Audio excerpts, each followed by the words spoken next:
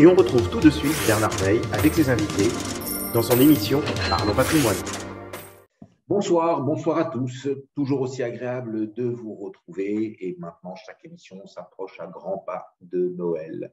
Noël qui sera un moment magique pour nous tous, j'espère. On va bien faire attention pour essayer de ne pas relancer par mégarde ou par inadvertance cette pandémie qui repointe son nez un petit peu partout. Tous les pays prennent des mesures. Israël referme son aéroport.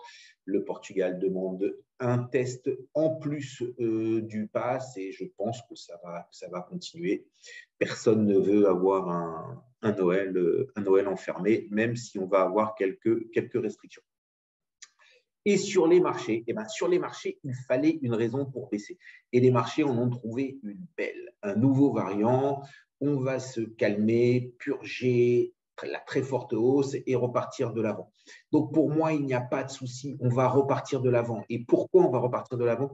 Parce que ce qui nous guide, ce sont les injections massives par les banques centrales et les milliards de plans de relance. Et tant que ces injections d'argent massifs et ces plans de relance ne s'épuiseront pas, on continuera à monter. Bien sûr, on peut faire des montagnes russes, bien sûr, on peut baisser, bien sûr, on peut se faire peur, bien sûr, il peut y avoir 1000 choses, mais la tendance est là et la tendance est directement liée à l'argent qui est injecté sur les marchés. Et la baisse, c'est comme la claque, je ne vais pas aller la chercher. Les fonds flexibles cherchent à savoir si les marchés vont monter ou non et corrigent leur exposition en conséquence. Nous, les gérants de patrimoine, nous regardons la situation de notre client et adaptons la stratégie en conséquence.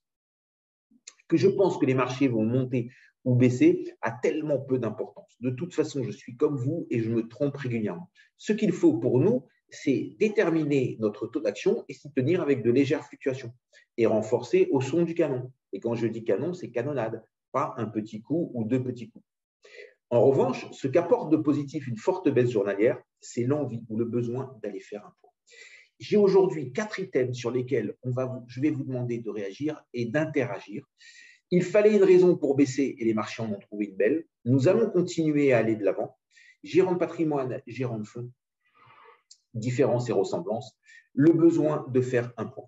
On commence, comme d'habitude, avec David Calfon. Il fallait une raison pour baisser et les marchés en ont trouvé une belle. David, vous en pensez quoi? Alors on va directement empiéter sur ma chronique, mais effectivement, oui, c'est toujours une bonne idée effectivement, c'était une occasion rêvée pour un repli. Ça arrive à un moment donné où les marchés étaient hauts et porteurs.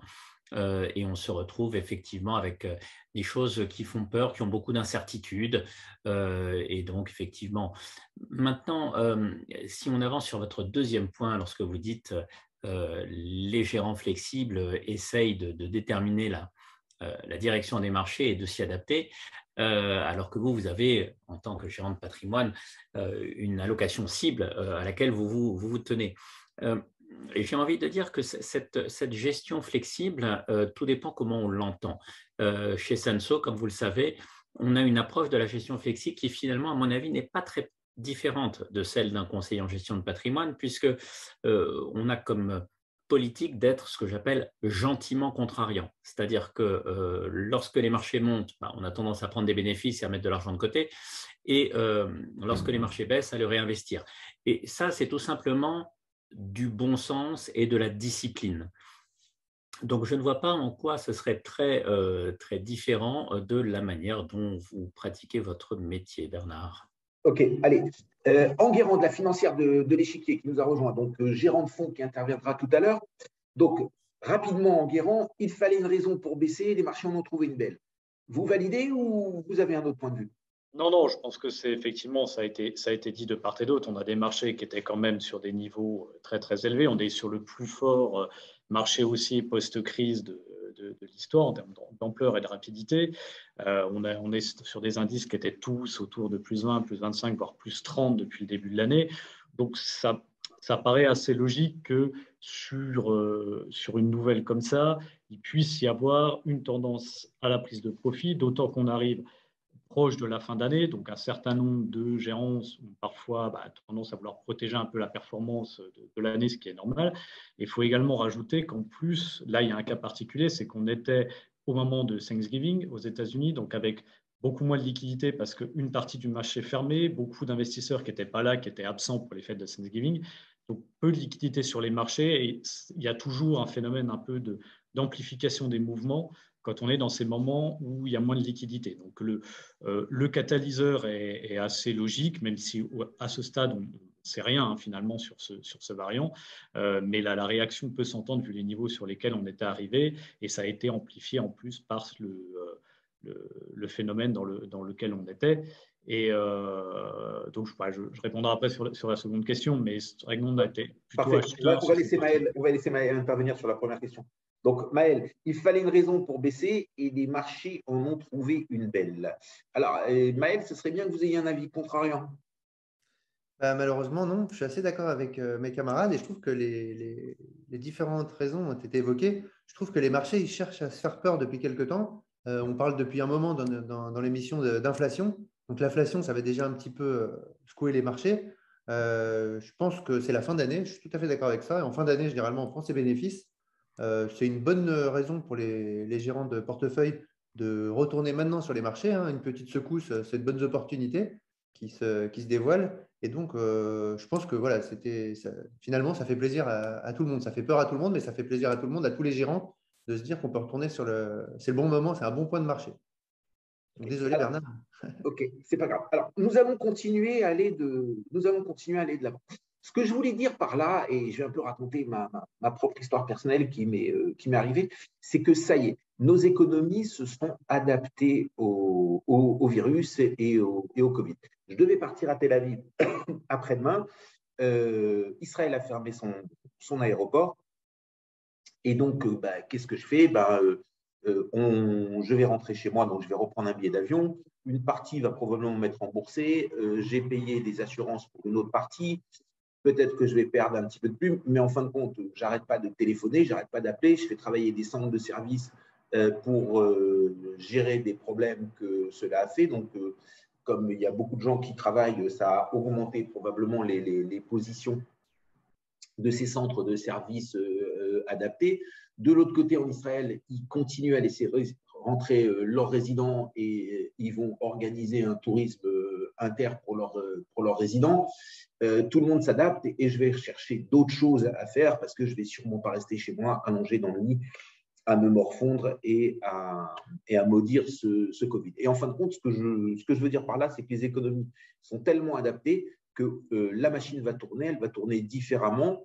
Alors, il y a toujours cette idée, est-ce que demain, on retournera comme avant ou est-ce que les différences maintenant ont été lancées et on tournera ? Et on le voit bien avec les rattrapages qu'il y a eu. Puis, ma foi, si on doit encore baisser un trimestre et rattraper le trimestre d'après, il n'y a rien de grave. Un peu comme une économie de guerre, on s'est habitué au Covid. Et si je veux juste pousser avec l'économie de guerre, c'est plutôt quand la guerre est finie qu'il faut faire attention au changement. C'est-à-dire que 46 a été beaucoup plus violent que 44 pour ceux qui s'en rappelleraient. Donc ça, c'est ma vision et ma façon de voir. Nous allons continuer à aller de l'avant. Alors, s'il y en a un qui n'est pas d'accord, on va lui donner la parole en premier pour essayer d'avoir quelqu'un d'un peu contrariant. Est-ce qu'il y en a un de vous qui ne partage pas cet avis ? Je vais prendre la parole parce que, alors, sans avoir un avis totalement opposé, je serais un petit peu plus modéré. Notamment, et vous l'avez rappelé au début, une des principales raisons de la hausse récente des marchés qu'on a connus, c'est toutes les injections de liquidités de la part des banques centrales, de la part des États, avec les plans de relance budgétaires ou monétaires. Alors, de la part des États, il n'y a pas tellement de sujets, ça va continuer. On a encore eu des annonces assez récemment du côté américain. Par contre, du côté des banques centrales et donc des plans de soutien monétaire, c'est aujourd'hui nettement moins évident, notamment au regard d'une part de la rapidité avec laquelle l'économie a rattrapé, je dirais, l'effet du Covid, que ce soit sur l'emploi, sur les niveaux de croissance et autres, ou également au regard des niveaux d'inflation qui sont atteints un petit peu partout dans le monde, et en particulier aux États-Unis. Et on voit bien que de plus en plus, la Réserve fédérale américaine, bon, elle a déjà annoncé son tapering, mais elle pourrait annoncer une accélération de son tapering, donc de sa réduction de son plan de rachat d'actifs lors de sa prochaine réunion en décembre. Et elle pourrait probablement commencer à monter ses taux une, voire plusieurs fois l'année prochaine, alors je pense qu'il y a 6 mois, personne n'envisageait plusieurs hausses de taux de la Réserve fédérale américaine en 2022. Et donc, je pense qu'il y a, sans forcément remettre en cause la trajectoire d'appréciation des marchés à long terme, parce qu'on a un fondamental, que ce soit macroéconomique au niveau des perspectives de croissance ou microéconomique, quand on regarde un peu les perspectives de bénéfices des entreprises, qui est très bon. Donc, à long terme, le potentiel de croissance est intact. Par contre, à plus court, moyen terme, on a quand même ce risque d'une accélération un petit peu plus importante que ce à quoi s'attend le marché de la normalisation monétaire, du fait que les banques centrales retirent leur soutien. Et donc, on a potentiellement, vu les niveaux de valorisation qu'ont atteint les marchés actions, on peut avoir un risque de correction par exemple, sur le premier trimestre premier semestre de l'année prochaine, on a un risque non négligeable de correction de ce qu'on appelle de de-rating, donc de baisse des valorisations des marchés actions et de correction à travers ça. Alors, là où je rejoins, c'est que ce sera un moment sûrement plutôt favorable pour revenir plutôt qu'une raison de paniquer. Très bien. On va prendre l'avis de Bruno Zarria. J'ai vu quand vous avez parlé de correction, il a remis son micro, Bruno Zarria. Bonsoir Bruno. Bonsoir Bernard. Non, mais j'aurais voulu même parler un petit peu avant parce que vous savez, je crois que ce qui s'est passé vendredi sur les marchés peut être très salvateur parce que finalement, ça fait maintenant plusieurs semaines que beaucoup de gérants et beaucoup d'acteurs économiques nous expliquent que le marché est cher, à juste titre quand on regarde tout le marché. Mais depuis 6 semaines, les gens ont acheté ce qui était déjà très cher en rendant encore plus cher. Et donc, quelque part, c'était assez atypique ce matin quand on voit le marché repartir, de voir que les gens rachètent encore du Hermès, du Kering, du L'Oréal. Bref, après un marché cher pour ces valeurs-là, ils rachètent les mêmes valeurs. Donc, nous, on croit que, de toute façon, on ne peut pas trop gérer cette flexibilité en fonction des peurs et des craintes de tout le monde. Parce que, regardez, le marché baisse de presque 5% vendredi sur la peur face aux nouveaux variants. Il reprend 1,5 aujourd'hui alors qu'on n'a aucune information. Je crois que ce que je sais en revanche, c'est que les personnes qui sont sorties vendredi ou qui ont allégé, elles auront du mal à revenir après. Et donc, c'est important de voir à un marché les opportunités qu'on peut avoir. Et dans ce marché aujourd'hui, il y a des valeurs qui peut-être, avec cette correction-là, quand les gens vont vouloir réinvestir dans les prochains jours, peut-être qu'ils vont repartir sur la valorisation et se rendre compte qu'il y a des valeurs qui sont peu chères, comme les cycliques, comme les financières, qui ont beaucoup souffert encore plus vendredi. Et nous, on croit qu'il est difficile de savoir quand il y aura une correction ou pas, mais on croit qu'aujourd'hui, ne serait-ce que par rapport aux différentes valorisations des actifs en relatif, quand on prend l'immobilier, les taux, les obligations ou d'autres actifs, les actions restent les moins chères et que dans cet univers-là, il y a des actions que des valeurs plus dites de cycliques qui profiteront pleinement de la hausse de l'inflation, qui doit être plus regardée. Donc, c'est vrai que pour nous, aujourd'hui, on a encore des opportunités et une correction comme celle-là redonne encore plus d'opportunités. David? De manière assez intéressante, on peut remarquer que on a une espèce de Larsen ou quelque chose comme ça. Là, vous m'entendez mieux? Non, il y a un petit problème. Allez-y, essayez de parler, David. Mais là, c'est mieux. Ah, David, il va falloir vous déconnecter, vous reconnecter comme la dernière fois. Alors, Maël, une réaction sur ce qu'a dit Bruno. Donc, moi, je pense que les marchés vont monter, qu'il n'y a vraiment pas à avoir peur. La financière d'échiquier, c'est plus modéré. Même s'ils n'ont pas peur, ils se demandent quand même si on ne peut pas avoir un premier semestre baissier. Bruno Zarria pense que c'est plutôt salvateur, toujours droit dans ses bottes sur les cycliques et sur les financières qui ont plus baissé que le reste, je crois, Bruno, oui. Vendredi. Et vous, Maël, vous êtes où là-dedans? Je pense que ça va continuer à monter. Ça ne va pas être aussi violent que ce qu'on a connu ces derniers temps. Je pense que ça va monter plus doucement, mais selon moi, ça va continuer à monter, tout simplement parce que je suis assez d'accord avec vous, Bernard. On digère, on apprend à vivre avec. Le Covid, on a eu peur en mars l'année dernière, ça s'est cassé la figure. Bon, finalement, vous voyez, c'était juste, on a eu peur, on s'est vite récupéré. Mais de façon plus générale, je trouve que sur les marchés, depuis ces dernières années, les mauvaises nouvelles ou les très mauvaises nouvelles, on les digère de plus en plus vite. Je prends un exemple. Quand on a eu les attentats On a mis 2 jours. Quand on a eu le Covid, on a mis 1 jour. Quand on a eu la crise de 2008, on a récupéré, on a pris 2-3 mois et après on est revenu. Je trouve que malheureusement, ou heureusement, c'est à vous de voir, mais on digère malheureusement financièrement beaucoup plus vite ces mauvaises nouvelles. Et donc là, une mauvaise nouvelle, vous voyez, c'est 1 jour et c'est reparti. Le vendredi, on se prend une grosse claque et le lundi, ça repart. Donc je pense que ça va continuer à monter. On est déjà très haut, donc ça va monter moins vite. Mais Alors Maël, j'ai envie de dire, Maël, je vous coupe la parole, j'ai envie de dire que Dieu vous entende et la prochaine crise, elle dure une demi-heure. Voilà. Bah, Je écoutez, pense qu'on sera tous, la tendance, contents. On aura une demi-heure. Allez, entre 12h30 et 13h, il ne faudra pas aller déjeuner et on aura une demi-heure pour racheter à la casse tout ce qui sera effondré. Ben, c'est très bien. Si c'est qu'une crise financière, c'est très bien. Voilà, ce serait pas plus mal. Ça va maintenant être au tour d'Enguerrand Artaz, gérant de Échiquier Allocation Flexible, de la financière de l'Échiquier. Bonsoir Enguerrand. Bonsoir. Bonsoir.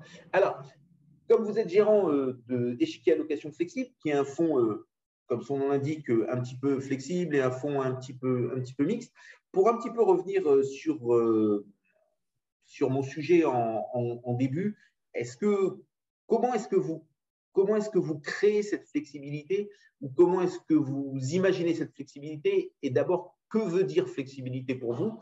Juste un petit focus là-dessus et après, on revient à vous-même et la financière de l'Échiquier.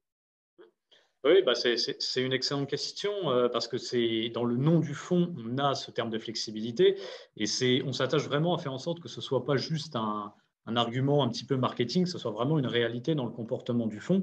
Et simplement pour vous donner un exemple concret, précis et chiffré, donc on a un fonds qui est globalement équilibré en termes de risque, qui peut aller de 0 à 80% en exposition action.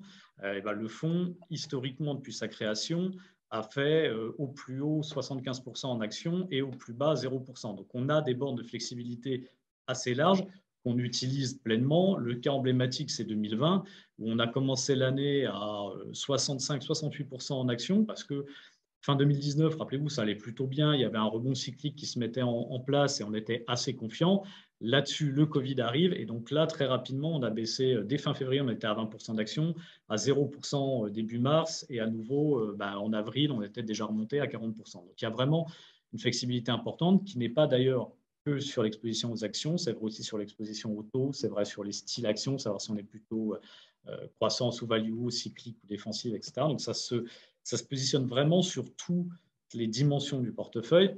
Et la manière dont on le fait, en 2 mots, parce que je ne vais pas rentrer dans tous les détails, mais c'est vraiment le processus d'investissement qu'on a mis en place où on a, je dirais, plusieurs niveaux d'analyse et plusieurs horizons de temps. C'est-à-dire qu'on va analyser à un horizon un peu de long terme, sur 6, 9, 12 mois, sur un horizon plutôt moyen terme et en se gardant en plus des marges de manœuvre de très court terme pour ajuster le portefeuille s'il y a des événements très violents qui se passent sur les marchés, soit pour couvrir le portefeuille si vraiment il y a une grosse incertitude, comme c'était le cas en mars 2020, soit pour en tirer un peu profit. Et là, c'était plutôt le cas, par exemple, sur une baisse comme celle de vendredi, où on a un petit peu racheté dans la baisse parce que l'ampleur de la baisse nous semblait un petit peu irrationnelle compte tenu des informations qu'on avait. Donc, alors, juste, je vous interromps. Quand vous dites que oui, vous avez un petit peu racheté dans la baisse, est-ce que vous avez racheter l'équivalent du montant perdu, puisque comme les marchés ont baissé, votre poche action, elle a dû baisser. Et donc, est-ce que vendredi soir, la position action était légèrement supérieure ou légèrement inférieure à celle de vendredi matin? Elle est légèrement supérieure. Légèrement supérieure. Donc, vous avez racheté plus que la baisse. Tout à fait. C'est là, je dirais aussi, où il y a un intérêt à la gestion flexible, c'est-à-dire qu'on sait très bien que pour un conseiller en gestion de patrimoine, essayer de capter ces mouvements un petit peu brutaux qu'on peut avoir au quotidien sur les marchés, d'une part, ce n'est pas facile, et de toute façon, ce n'est pas le métier, ce n'est pas ce qu'attendent d'un conseiller en gestion de patrimoine les clients. Et justement, c'est ce qu'on peut apporter en tant que gérant flexible, d'avoir des produits qui peuvent s'adapter très rapidement quand il y a quelque chose qui se passe, notamment pour réduire la volatilité ou pour essayer de s'adapter à des contextes qui changent assez rapidement. On l'a vu, depuis 3 à 4 ans, on voit très bien qu'on a des mouvements de plus en plus brutaux, que ce soit vraiment sur les marchés actions ou même au sein des marchés actions, tantôt c'est la croissance qui surperforme, tantôt c'est la value, etc. Donc, on a des choses de plus en plus brutales. Et justement, tout l'enjeu de la gestion flexible, c'est d'essayer de capter ces tendances-là, là où évidemment, ce n'est pas le rôle du conseiller en gestion de patrimoine. Très bien. Alors, si on en revient, vous, un petit peu votre parcours et ensuite la financière de l'échiquier. Oui. Donc, moi, je suis arrivé à la financière de l'échiquier depuis bientôt 8 ans, hein, après un début de carrière chez BNP Paribas au Luxembourg. Hein. On a un autre luxembourgeois aujourd'hui avec nous. Donc, progressivement, on a développé à la financière de l'échiquier cette expertise sur l'allocation qui n'était pas forcément le cœur de métier de la financière de l'échiquier. On l'a développé petit à petit avec le lancement en 2015 donc du fonds qui s'appelle aujourd'hui Échiquier allocation flexible, qui est donc un fonds toutes classes actives, toutes zones géographiques, et qui est, je dirais, le vaisseau amiral de notre gamme d'allocations d'actifs, qui représente à peu près 1,2 milliard aujourd'hui d'actifs sous gestion, et avec une équipe de 4 personnes, donc moi-même et mes 3 collègues qui d'ailleurs ont rejoint la financière de l'échiquier, les 3 tous ensemble, au moment du rapprochement en 2018 de la financière de l'échiquier avec le groupe Primonial, parce qu'à cette occasion-là, on avait intégré les 2 sociétés de gestion du groupe Primonial, donc Alter Roca qui faisait toute la partie obligataire hybride et Stamina AM qui était donc spécialisée sur l'allocation. Et c'est donc les 3 gérants de Stamina AM qui m'ont rejoint pour faire aujourd'hui cette équipe d'allocation qui gère donc Échiquier allocation flexible. Très bien. Alors, un peu de prospective maintenant. Tout à fait. Comme on voit, nous, un petit peu le marché dans les prochains mois, j'ai commencé à aborder un petit peu le sujet précédemment. On a une vision relativement prudente. On n'est pas très négatif sur les actions, mais on a une vision relativement prudente par rapport à au positionnement qu'on avait en début d'année. Pour une raison principale, c'est que j'ai évoqué tout à l'heure, c'est-à-dire que on a aujourd'hui un risque de mauvaise surprise sur la politique monétaire. Et or, on voit très bien depuis plusieurs années, et même presque depuis la crise de 2008, si on veut bien, que le positionnement des banques centrales est un catalyseur clé pour la dynamique des marchés. Très clairement, depuis quasiment 15 ans, si vous vous mettiez à chaque fois dans le sens de la banque centrale, entre guillemets, vous aviez toujours raison. Et donc, on voit que là, les banques centrales, en particulier la Réserve fédérale américaine, vont certainement être amenées à réduire leur politique de soutien monétaire, peut-être de manière plus rapide que ce à quoi s'attend le marché. Et donc là, il y a pour nous un risque à un moment donné de correction des marchés qui sera, comme j'ai dit tout à l'heure, ça sera plutôt une correction qu'un crash, et ce sera plutôt une opportunité de remettre du risque dans les portefeuilles plutôt qu'à un moment de panique où on se dit on coupe tout et on attend de voir ce qui se passe. Et pourquoi ? Parce qu'au fond, quand on regarde à la fois les perspectives de croissance, quand on regarde les perspectives de bénéfices des entreprises, etc., tout est très bien orienté. Il faut bien rappeler qu'on a parlé du sujet de l'inflation. L'inflation, si on a de l'inflation aujourd'hui, c'est parce qu'on a une demande très forte qui arrive sur une capacité de production d'offres qui est un peu déstructurée à cause de ce qui s'est passé pendant le Covid. Mais en réalité, si on a de l'inflation, c'est parce qu'on a un appétit de consommation, on a une demande qui est très très forte. Donc ça, c'est le signe quand même plutôt d'une économie qui va très bien. Donc, on peut avoir une baisse de soutien monétaire qui risque à un moment donné d'impacter les marchés actions, et ce sera plutôt favorable à reprendre du risque à ce moment-là. En revanche, par contre, il y a des classes actives sur lesquelles on reste là très négatif, c'est tout ce qui est obligation d'État, parce qu'on pense très clairement qu'on va être dans un phénomène de hausse des taux d'intérêt. Et donc, sur toute cette partie obligation d'État, il est clair que la performance rapportée au risque attendu dans les prochains mois et même dans les prochaines années va être très peu attractif. Donc, c'est aussi, quelque part, un message un petit peu en faveur des actions, c'est-à-dire qu'aujourd'hui, tout ce qui est très défensif, tout ce qui est obligation d'État, etc., ne va plus rapporter d'argent. Donc, il faut se tourner vers d'autres sources de performance.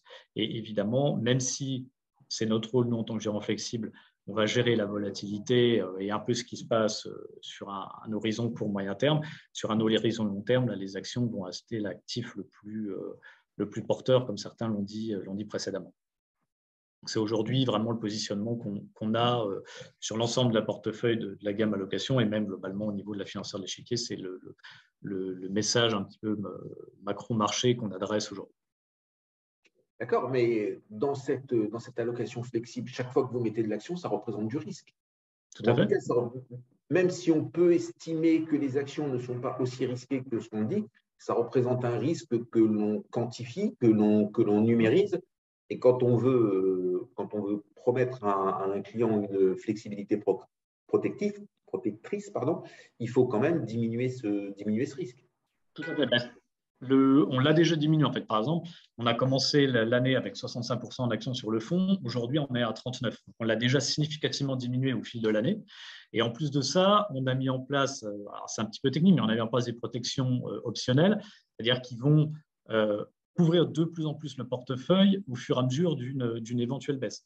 Et ces protections optionnelles, en plus de protéger le portefeuille, elles vont en plus nous donner, je dirais, un budget de risque qu'on va pouvoir utiliser pour encore couvrir davantage le portefeuille si on voit qu'il y a une accélération de la baisse. Donc là, on a justement cette capacité d'adaptation du portefeuille assez rapide qui va nous permettre de nous couvrir très rapidement si le scénario de baisse qu'on envisage se met en place. Après, pourquoi on ne couvre pas le portefeuille complètement dès aujourd'hui? C'est que tout simplement, on garde quand même des perspectives sur un certain nombre de sociétés qui sont très bonnes, qu'on voit aussi que sur tous les derniers mois, les marchés actions étaient déjà élevés en termes de valorisation, etc. Il y avait déjà des sujets, les marchés n'en ont pas moins continué de monter parce qu'il y a un phénomène de flux acheteur derrière qui est très très fort. Donc, être complètement en dehors du marché aujourd'hui représenterait un risque de manque à gagner beaucoup trop important et un risque aussi de timing beaucoup trop important. C'est pour ça qu'on continue à porter du risque action, mais avec en face des stratégies qui nous permettent de couvrir très rapidement le portefeuille si le scénario de baisse qu'on envisage se met en place. Aujourd'hui, vous pensez que le marché sera plus élevé qu'aujourd'hui à Noël ou qu'il n'y a pas, on va pas rebondir, on va terminer l'année gentiment et doucement, mais qu'on va pas rebondir? Je vous fais une réponse un peu de normand, je suis désolé, mais c'est un peu en deux temps. C'est-à-dire que autant je pense que vraiment la baisse qu'on a eue vendredi est très nettement exagérée. Alors, on verra les nouvelles qu'on a dans les prochains jours sur vraiment les détails de ce variant, mais je pense qu'il y a, comme vous le disiez, on a appris à vivre aussi avec le Covid et je pense que là-dessus, il y a un phénomène d'exagération. Donc, s'il n'y avait que ça, j'aurais tendance à vous dire il y a des chances qu'on finisse quand même l'année plus haut que le point où on est aujourd'hui. Maintenant, entre aujourd'hui et la fin de l'année, on va avoir la réunion de la Réserve fédérale américaine qui, justement, pourrait annoncer un certain nombre de choses sur sa politique monétaire, sur ses anticipations d'inflation, etc. Donc là, on a quand même, sur la fin d'année, un risque assez marqué, je pense. Maintenant, vu la baisse qu'a déjà encaissé le marché sur cette nouvelle sur le Covid, c'est possible qu'on n'aille pas finalement chercher beaucoup plus bas que le point qu'on a vu vendredi parce que le marché s'est déjà fait peur. Maintenant, si on rattrapait tout d'ici la réunion de la Fed, j'aurais tendance à être un petit peu plus prudent à ce moment-là. Dans cette année 2021, ce sont plutôt des fonds flexibles ou plutôt des fonds mixtes qui ont collecté de l'argent et qui ont eu les faveurs des investisseurs à la financière d'échiquier ou plutôt des fonds purs? Alors, c'est plutôt des fonds purs qui ont eu la faveur des investisseurs, notamment nos stratégies de croissance qui avaient très, très bien marché en 2020,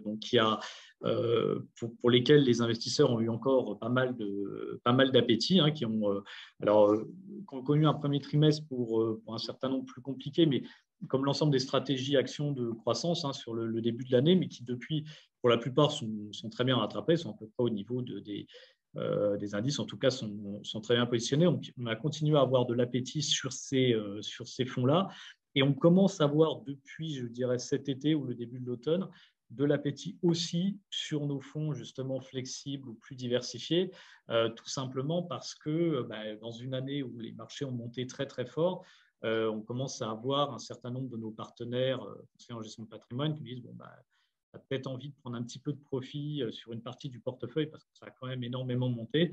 Et donc, on commence à avoir un petit regain d'intérêt pour ces solutions un petit peu moins risquées et qui peuvent permettre de prendre un peu de profit et de dérisquer un petit peu les portefeuilles sans sortir complètement du marché action en allant sur de l'obligataire ou des choses comme ça. Très bien. Ça va maintenant être à David Calfon avec son point marché. Restez avec nous, Enguerrand, et vous réagirez probablement à ce que David va nous dire. David, c'est à vous. Bonjour à toutes et à tous. Un plaisir de vous retrouver pour cette nouvelle chronique des marchés sur lesquels, souvenez-vous-en, on ne s'ennuie jamais. La quinzaine qui vient de s'écouler, donc comme on l'a dit, a été marquée par la séance de vendredi dernier qui a totalement éclipsé toutes les autres nouvelles. Donc la réélection de Jerome Powell à la tête de la Fed, etc. Tout ça n'a plus aucune importance. Ce qui compte, bien entendu, c'est cette crise sanitaire qui nous a obligés à perfectionner notre connaissance de l'alphabet grec avec donc l'apparition du variant Omicron. Alors, une fois de plus, les investisseurs ont décidé de vendre d'abord et de réfléchir ensuite. Il faut dire que sur les niveaux de performance atteints depuis le début de l'année, prendre ces bénéfices était plus que tentant. Les indices ont chuté alors qu'aucune donnée fiable n'est encore disponible sur la dangerosité de ce variant et alors même que les sociétés pharmaceutiques indiquent qu'elles peuvent adapter leurs vaccins en 2 à 3 mois seulement. Alors, la réaction du marché, je ne vais pas aller m'étendre davantage dessus, elle était très caricaturale. Toutes les valeurs liées au tourisme et plus généralement à la réouverture de l'économie ont été fortement pénalisées. Les valeurs de la technologie, de la santé ont mieux résisté et la grande surprise, bien sûr, c'était les taux d'intérêt qui ont baissé fortement dans un mouvement de fuite vers la qualité extrêmement classique. Alors, plus intéressant, attardons-nous un peu sur les conséquences pour les marchés. Alors, les scénarios pour les prochains mois ne sont pas totalement remis en cause avec ce nouveau variant Omicron, mais on peut noter 2 choses. Le premier, c'est que l'incertitude sur l'efficacité des vaccins devrait encore induire une forte volatilité sur les marchés. Donc, on ne sait pas si ça sera plus haut ou plus bas d'ici la fin de l'année, mais ce qui est clair, c'est que ça va bouger au gré du news flow. Dans ces conditions, puisque nous parlions à l'instant de la politique monétaire de la Fed et de la réunion du mois de décembre, nous pensons que justement la Fed ne dira rien au mois de décembre si ce variant reprend en vigueur et que toutes les discussions sur le durcissement du tapering, etc., sera reportées tout simplement au mois de janvier, le temps qu'on y voit un petit peu plus clair. De plus, alors 2 choses là-dessus, l'impact du variant sur la croissance est certes très incertain, mais par le passé, l'économie a montré sa capacité à rebondir rapidement avec les campagnes de vaccination. Et de plus, les récentes mesures sanitaires, notamment en Chine, vont renforcer les pressions inflationnistes. Donc tout cet environnement inflationniste ne va pas disparaître, mais c'est plutôt un décalage dans le temps et on pense qu'au mois de décembre, les banques centrales et les banquiers centraux adopteront l'attitude de wait and see, comme disent nos amis anglo-saxons. Alors, deuxième conséquence sur la réaction des marchés, elle dépendra bien entendu de la nécessité ou non de procéder à la création d'un nouveau vaccin, ou bien s'il faut simplement renforcer la vaccination actuelle. Alors, dans le cas d'un nouveau vaccin, ça veut dire quoi? Un impact de 3 à 6 mois, le temps de la création du vaccin et d'une nouvelle campagne de vaccination, mais on pense là que le recul des marchés actions sera limité grâce à la prolongation des mesures de soutien des États et des banques centrales. Et également, très vite, on aura l'espoir d'un net rebond de l'économie mondiale sur le second semestre 2022. Imaginez-vous tous ces investisseurs qui ont profité pleinement de la tempête de mars 2020 pour réaliser des performances exceptionnelles. Vous pensez bien que dès qu'il y aura les moindres prémices d'une rechute des marchés, on risque d'avoir une reproduction de ce type de comportement. Alors, il ne fait aucun doute que les États et les banquiers centraux vont continuer à soutenir l'économie. L'impact sur les valorisations des marchés devrait rester limité car l'histoire, elle est déjà connue et cela va limiter l'ampleur des rotations sectorielles. Alors, chez Sanso, pour compléter un petit peu l'image qui a été donnée avec les fonds de la financière de l'échiquier, mais nous, on a profité de la baisse de vendredi justement pour réinvestir une partie du cash disponible dans les portefeuilles. Vous savez qu'on a l'habitude d'être gentiment contrariant. Quand les marchés montent, on met de l'argent de côté, juste par discipline. Et quand les marchés baissent, on le réinvestit. C'est ce qui s'est passé. Donc, 2 exemples. Sur notre fonds diversifié Sanso Conviction, on était tombé à 27% d'actions. On est remonté à 32 et sur Maxima, notre fonds le plus dynamique, on a retiré toutes les couvertures que nous avions mis en place, ce qui nous a fait passer l'exposition de 75% d'actions à 100% d'exposition. Voilà, pour le moment, l'avenir nous dira si c'était une bonne ou une mauvaise décision, mais dans ces marchés, il faut rester discipliné et essayer de faire de la volatilité un allié plutôt qu'un ennemi. Merci. Alors, moi, je voudrais entendre Enguerrand réagir sur le fait que la Fed ne dira rien. Est-ce que c'est aussi ce que vous attendez ou ce que vous craignez? D'ailleurs, est-ce que c'est ce que vous… Juste, Enguerrand, une seconde avant de prendre la parole. David, c'est ce que vous attendez et vous le craignez ou c'est ce que vous attendez et même pas peur? Ah non, non, non, non, non, on ne le craint pas parce qu'effectivement, ce qui peut faire peur au marché, c'est que la Fed s'exprime en disant on va accélérer le durcissement monétaire, on va accélérer les retraits d'actifs. Et c'est d'ailleurs un petit peu ce qui est maintenant dans les prix. Hein. Tout le monde se dit que les achats d'actifs de la Fed se termineraient plutôt vers le mois de mars que vers le mois de juin. Donc, on est bien dans cette logique d'accélération. Et nous, on pense que ces annonces, elles auront probablement lieu, mais plutôt vers le mois de janvier qu'au mois de décembre. Et on pense que s'il y a toutes ces incertitudes sur un nouveau variant, les banquiers centraux ne diront rien, essayeront de calmer le jeu en attendant d'y voir plus clair. Allez, Enguerrand, c'est à vous. Ce qui est certain en tout cas, c'est que les banques centrales et notamment la Fed vont saisir tous les prétextes possibles pour ne pas accélérer le resserrement monétaire. Donc, il est certain que si d'ici la réunion de la Fed dans 15 jours, on a encore autant d'incertitudes sur ce variant, voire même qu'il y a des nouvelles sources d'inquiétude qui se sont ajoutées, c'est certain que la Réserve fédérale se servira de ça comme prétexte pour repousser un petit peu toute discussion sur une éventuelle accélération des problèmes de rachat d'actifs. Et ça, il est évident que le marché action, sans doute, réagirait plutôt bien à ce genre de choses. Ceci étant dit, d'ici la réunion de la Fed, on va avoir vendredi un nouveau rapport sur l'emploi américain. La semaine suivante, on aura une nouvelle publication des chiffres d'inflation aux États-Unis. Donc, il y a aussi ces chiffres-là qui vont quand même beaucoup rentrer en ligne de compte. Et si on avait des très forts chiffres sur ces publications et finalement une baisse des inquiétudes sur ce variant Omicron avec peut-être davantage d'analyse sur la contagiosité ou la dangerosité du variant, il est très possible que la Fed soit poussée à agir.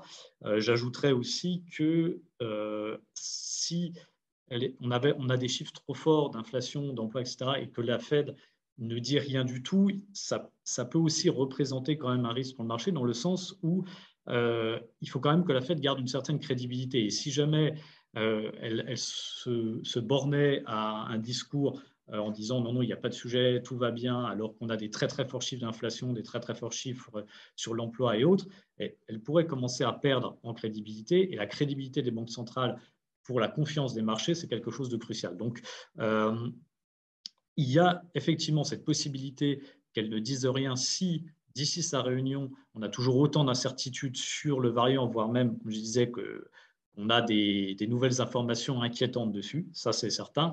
Maintenant, on reste convaincu que les banques centrales vont devoir quand même, et notamment la Réserve fédérale, adapter au moins son discours, peut-être pas annoncer des choses tout de suite, mais au moins adapter son discours pour montrer qu'elle prend en compte les chiffres qui sortent, notamment sur l'inflation. On va écouter Maël là-dessus. Alors Maël, ça évoque quoi pour vous cette Fed? Elle va parler, elle ne va pas parler, elle va faire une pirouette, elle va rassurer. Vous imaginez les choses comment? Je dirais que pour l'instant, franchement, on ne sait pas. On ne sait déjà pas si le vaccin actuel est efficace contre ce potentiel variant. Ce que j'ai lu et ce que j'ai entendu, c'est qu'il il faut 3 semaines au laboratoire pour modifier le vaccin. Mais après, il faut le produire. Et ce que je vois aussi, c'est que les États, ils ont stocké beaucoup, beaucoup de vaccins actuels. Donc, on a dépensé beaucoup d'argent. Si demain, on doit racheter des nouveaux vaccins, c'est encore des dépenses importantes. Donc, je pense que tout ça, ça va avoir un impact sur la décision de la Fed.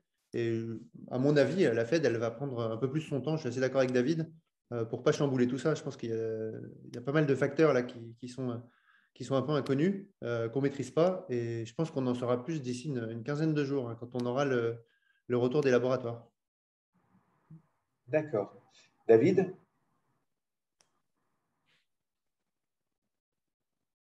David, il faut mettre votre micro. Oui, c'est bon. Rien à ajouter. Hein, d'accord. Alors, revenons un petit peu sur cette notion de fonds flexibles. Donc, vous avez deux fonds flexibles, donc un qui est quand même qui a beaucoup moins de flexibilité, qui est le plus élevé et qui aujourd'hui est passé, enfin en tout cas vendredi, il était passé à 100%, et l'autre qui est plus prudent et qui était remonté tout en restant autour de 30%. Ce que je voudrais savoir, et après je vais poser exactement la même question à Enguerrand, c'est maintenant ce sujet du fait de la volatilité retrouvée et du fait de peut-être des hausses, peut-être des baisses, est probablement devenu un sujet central chez vous. Et comment est-ce que vous pilotez ça? Donc, je pense qu'il y a un gérant du fonds qui est un patron, mais qui vient être épaulé par une équipe un petit peu plus large de la société. Et ce que je voudrais que vous essayiez de nous expliquer, c'est comment se fait ce pilotage en temps de crise. Et après, on verra avec Enguerrand comment eux, à la financière d'échiquier, pilotent ce sujet en temps de crise. Alors, effectivement, chez Sansot, vous avez une équipe de gestion, une équipe qui collabore, qui se parle beaucoup, puisqu'on est tous dans la même pièce. C'est l'avantage des équipes à taille humaine. Et donc, toutes les informations circulent extrêmement vite. On a également, chez Sansot, on se méfie également de nos émotions. Et donc, on a développé tout un tas d'outils quantitatifs qui nous aident à donner le tempo et à garder le tempo par rapport au marché. Parce que, bien entendu, lorsque le marché, les indices sont à moins 5% en une seule journée, comme c'était le cas vendredi en fin d'après-midi, le cœur n'y était pas quand on a placé nos ordres d'achat. On se dit toujours, oui, bon, mais c'est peut-être la fin du monde, c'est peut-être, voilà, on a toujours envie de se faire peur. De même que lorsque nous mettons les couvertures en place ou lorsque nous cédons une partie de nos actions en portefeuille, alors que les marchés sont au beau fixe et qu'on grappille entre 0,5 et 1% tous les jours, on n'a pas du tout envie de vendre. On se dit, bah, il faut se laisser porter. Mais notre expérience nous dit que rien ne vaut la discipline. Alors, les outils quantitatifs, ils tiennent compte de deux choses.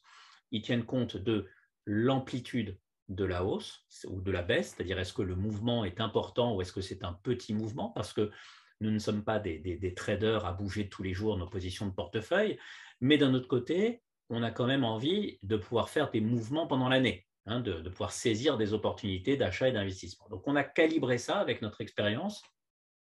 On a calibré ça en disant, voilà, lorsque les marchés bougent d'un certain montant à la hausse ou à la baisse, ce sont des niveaux intéressants pour intervenir. Deuxième facteur, donc il y a l'amplitude et il y a aussi la rapidité du mouvement. Donc, en gros, c'est ce qu'on appelle la violence. Un mouvement qui est violent, c'est un mouvement qui est important en amplitude dans un laps de temps très court. Voilà, ça, c'est la violence du mouvement. Et donc, plus le mouvement est violent, plus on va réagir, et moins le mouvement est violent, moins il y a la nécessité d'adapter nos positions. Donc, les principes, c'est ça, c'est réagir à la violence des mouvements et on réagit en contrariant, c'est-à-dire donc en vendant lorsque les marchés montent, prenant des bénéfices lorsque les marchés montent et réinvestir lorsque les marchés corrigent. Alors, le gros ennemi de cette politique d'investissement et de gestion, vous l'aurez compris, ce sont les marchés de tendance. Quand vous avez un marché qui monte en ligne droite pendant des mois et des mois sans jamais se replier, sans jamais se retourner, ça effectivement, c'est des environnements de marché où on n'est pas à l'aise parce que finalement, on va avoir beaucoup de couverture et ça va finir par momentanément nous mettre en défaveur par rapport aux comparaisons de nos indices, de nos pairs. Mais là encore, l'histoire prouve que ce sont des moments certes désagréables à passer, mais qui sont finalement relativement courts et que quand on prend un petit peu de recul, quand on regarde les performances sur 3 ans, sur 5 ans, on voit que cette méthode de gestion de la flexibilité de l'exposition des fonds est quelque chose qui génère véritablement de la valeur. Alors, bon, c'était un petit peu dense tout ça. Donc, on va prendre la suite avec Enguerrand. On va essayer de se focaliser sur deux sujets qui me paraissent très, très importants. D'abord, est-ce que dans des temps de crise comme ça, où il y a vraiment, où c'est délicat de décider, est-ce que vos équipes sont renforcées? Est-ce que vous avez de l'aide qui viennent d'autres gérants, Enguerrand? Ça, c'est la première des choses. Il faut penser à remettre votre micro aussi. La seconde des choses, c'est David a parlé d'un côté émotionnel. Donc, est-ce que vous aussi, vous vous méfiez de vos émotions et vous essayez de contrarier vos émotions, ou alors est-ce qu'au contraire, vous les laissez parler? Et voilà. Donc, ça, c'est vraiment les deux points.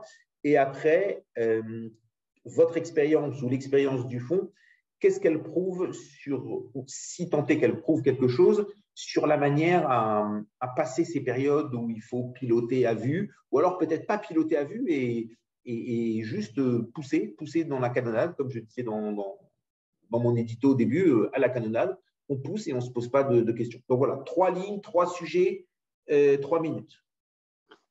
Alors, pour la première question, c'est très simple. Nous, on a une équipe de 4 personnes, il n'y a pas un gérant de tête. On a une gestion collégiale au niveau de l'équipe qui gère chez Allocation Flexible. Et il est évident que dans des phases de crise comme on a connu en mars 2020, même si on discute tous les jours avec nos collègues des autres équipes de gestion, des gérants actions, crédits, etc., il est évident que dans ces périodes-là, il y a beaucoup plus de discussions entre les différentes équipes pour essayer d'adopter, sinon une position commune, du moins d'essayer de renforcer un petit peu l'analyse qu'on peut en tirer. Donc c'est plutôt un peu comme le disait David, c'est-à-dire qu'on a des équipes qui ont l'avantage d'être tous sur le même plateau. Donc, quand il y a des périodes de crise comme ça, on se parle un peu tous encore plus que d'habitude. Ensuite, sur ces périodes un petit peu où on navigue à vue, en fait, là, je reprendrai le terme d'analyse, c'est-à-dire qu'il y a une notion de discipline malgré tout. C'est-à-dire que, prenons à nouveau l'exemple de mars 2020, qui est vraiment la période où on a le plus navigué à vue. Là, on était dans un contexte de totale incertitude avec un risque potentiel extrême.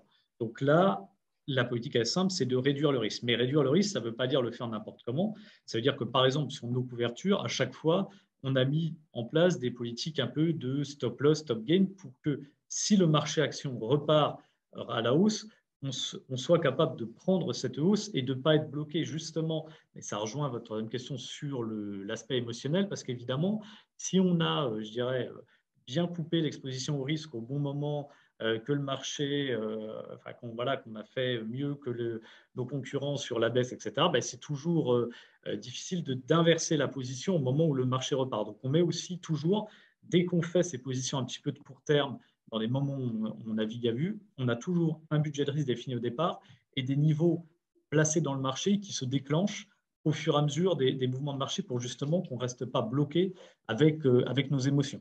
Et c'est typiquement ce qui s'est passé en mars 2020 ou ce qui s'est passé à plusieurs autres reprises depuis la création du fonds. C'est-à-dire que, par exemple, mars 2020, on avait commencé à remettre un petit peu de risque quand les banques centrales ont annoncé les baisses de taux et tous les programmes de rachat d'actifs, mais on n'en avait pas remis énormément parce qu'on trouvait on était encore très, très craintif sur le fondamental et sur ce qui pouvait se passer. Et finalement, le marché est reparti très fort et toute cette politique qu'on avait mis en place de stop loss, de seuil de déclenchement de nos ordres, nous a permis au fond de se réexposer très rapidement. Là où peut-être si on était resté uniquement sur nos émotions, on aurait peut-être mis beaucoup plus de temps à le mettre en place. Donc on a aussi, on met des outils en place qui sont un peu justement anti-émotionnels pour que dans des périodes de gros stress, on puisse justement ne pas être trop pris par nos émotions. Donc là, vous êtes totalement en phase avec David Calfon et Sanso sur cette notion de discipline. Tout à fait. C'est vraiment sans rentrer dans les détails, mais on a 3 niveaux d'analyse au niveau de notre process d'investissement. Et sur ces 3 niveaux d'analyse, on reste toujours extrêmement discipliné. On a à chaque fois des cibles d'allocation, des cibles sur chacune des catégories, des classes d'actifs, etc. Et on s'y tient toujours. Le but étant si il y a de l'émotion, elle est dans l'analyse discrétionnaire des marchés, de la macroéconomie, etc. Elle ne doit pas être dans la réaction au jour le jour. Il faut que tout ça soit cadré pour pouvoir réaliser de la performance. Très bien. Mille merci pour ce partage d'expérience. À très vite. Je vais vous dire joyeux Noël avec beaucoup d'avance et puis j'espère que ce sera un Noël aussi. C'est maintenant au tour de Clément Rozan, notre avocat fiscaliste, qui va être interrogé par Julien Milekiewicz et Maël Toledano de Willins. Et on va parler de la nouvelle loi fiscale qui va bientôt sortir, qui n'a pas encore été votée, mais pour laquelle on en sait déjà beaucoup. N'est-ce pas, Clément? Il va falloir remettre votre micro, Clément. Alors, on a un petit peu de temps. Il faut trouver. Voilà, Clément a remis son micro. Bonjour Clément. Bonjour Bernard. Alors, Bonjour. cette nouvelle loi. Alors, cette nouvelle loi, écoute, c'est pas la plus dense hein, qu'on ait connue en 5 ans. On est quand même sur une période d'élection qui s'approche. Par contre, on a plusieurs mesures intéressantes qui vont plutôt en faveur du contribuable et en particulier des entrepreneurs. Voilà, mais c'est plutôt c'est rien de révolutionnaire, si tu veux, Bernard. C'est plutôt des dispositions techniques, des dispositions qui corrigent un peu l'exit tax, des petits régimes de faveur en matière de plus-value, des revalorisations de barèmes, des choses comme ça. Ben, je vais laisser Julien et Maël vous interroger et voir avec vous ça point par point. Eh ben, on va en parler justement. Merci Bernard. Comme chaque année, moi, depuis que je fais ce métier, j'attends le projet de loi de finances. Donc cette année, nous serons sur la mouture le projet de loi de finances 2022. Nous rentrons, comme vient de le dire Clément, en période électorale, ce qui rime généralement avec une certaine stabilité fiscale. En effet, nous n'attendons pas beaucoup de changements majeurs avant le scrutin. Il faut savoir également qu'Emmanuel Macron a déjà grandement modifié la fiscalité à son arrivée au pouvoir en 2018 en supprimant l'ISF et en instaurant la flat tax, qui sont des changements très importants. Et donc, je propose que nous commencions à regarder point par point et je passe la parole à mon acolyte Julien Milinkiewicz. Merci Maël, bonsoir Bernard, bonsoir à tous.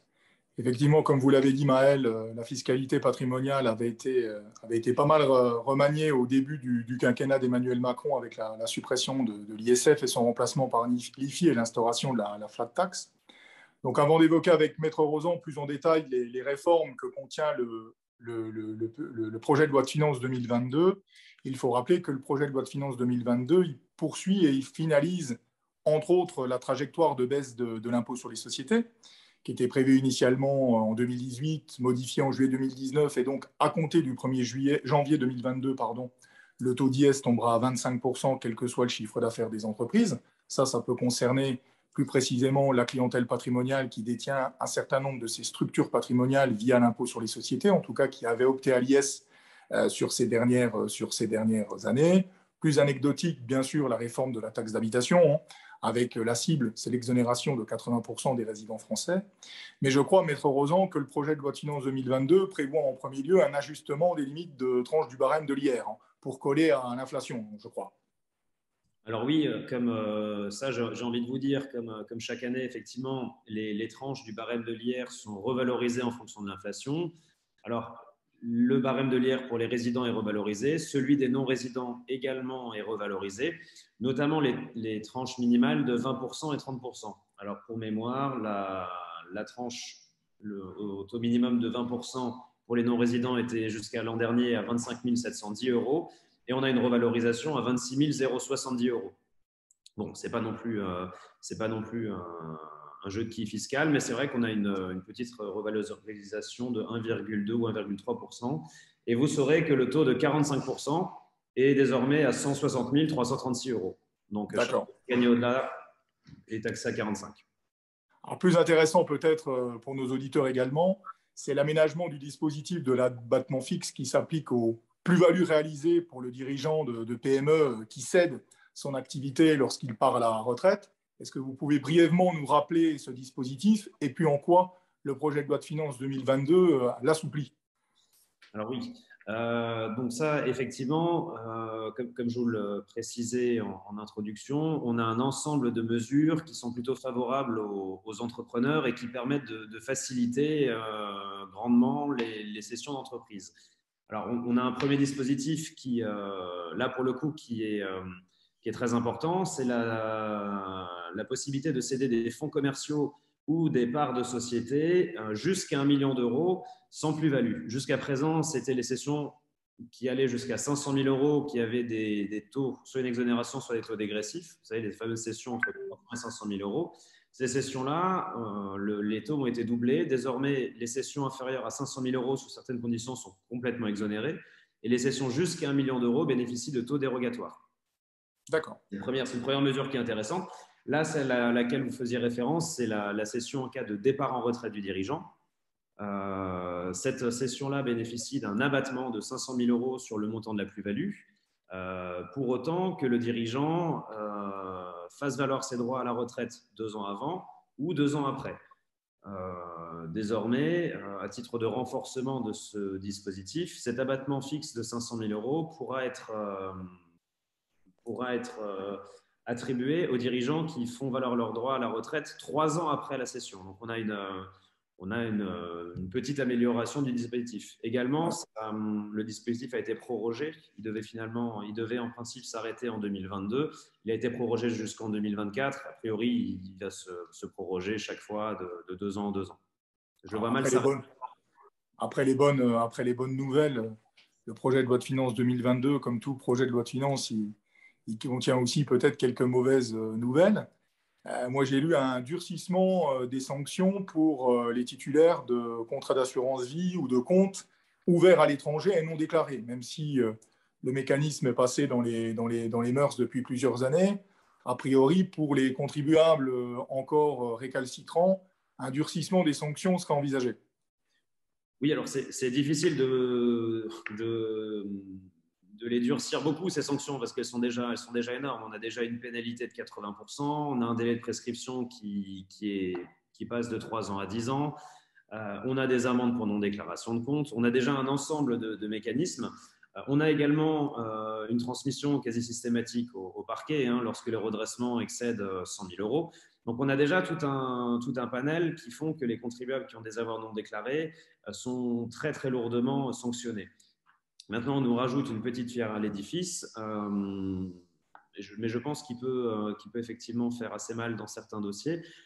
Les crédits d'impôt, alors que ce soit en IFI ou en impôt sur le revenu, ou les déficits catégoriels ne pourront plus être imputés sur les redressements liés aux comptes à l'étranger non déclarés. Donc, si un contribuable a réalisé des dons pour l'IFI ou pour l'ISF à l'époque et qu'il lui restait un peu de plafond de dons non utilisés, ce supplément de dons ne pourra pas être imputé sur un éventuel redressement ISF lié à un compte bancaire non déclaré. Et même chose pour l'impôt sur le revenu.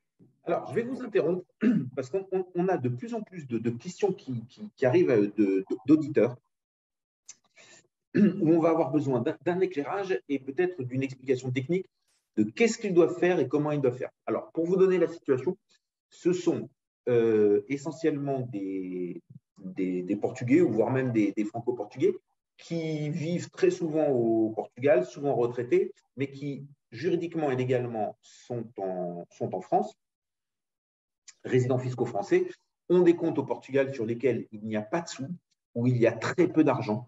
J'en ai même un qui m'a appelé. C'est un compte qui doit maintenir ouvert pour peut-être éventuellement toucher une indemnité à la fin du procès qui aura lieu sur Espírito Santo et sur lequel il a, je crois, 27 € ou 72 €. Du fait des échanges de données, ces comptes sont transmis au fisc français. On est sur des gens qui maîtrisent mal, qui maîtrisent peu, qui connaissent mal et qui commencent à avoir des menaces d'amende ou des choses comme ça. Donc, alors, on va le redire une fois pour toutes, même un compte avec 10 € se déclare et même un compte, si j'ai bien compris, avec 0 €, voire un compte débiteur où vous devez de l'argent à la banque, se déclare. Là-dessus, on est bien d'accord ? Là-dessus, on est bien d'accord. Les comptes en crypto-monnaie se déclarent également.